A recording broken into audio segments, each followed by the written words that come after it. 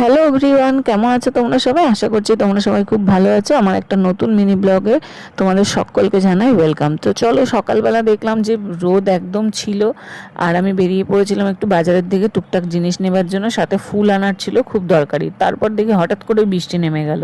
দিনটা ছিল 15ই আগস্টের দিন। দেখো, তারপর কিন্তু বাড়িতে বানিয়ে নিয়েছিলাম সিম্পল রান্না, কারণ হলো বিকালে একটা ইনভিটেশন ছিল। অনেকদিন পর মাছের মাথা দিয়ে দেখো মুগ ডাল বানিয়েছিলাম আর বেগুনি।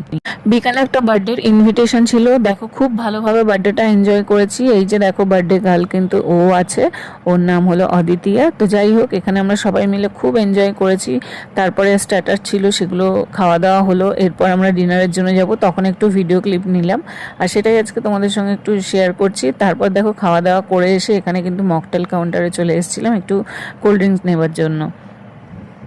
আর দেখো আমরা কিন্তু মায়েরা সব রয়েছি, মানে ফ্রেন্ডসরা, যেহেতু আমার বাচ্চার ফ্রেন্ডের বার্থডে ছিল আর কি। তারপর কিন্তু গুটি গুটি পায়ে কিন্তু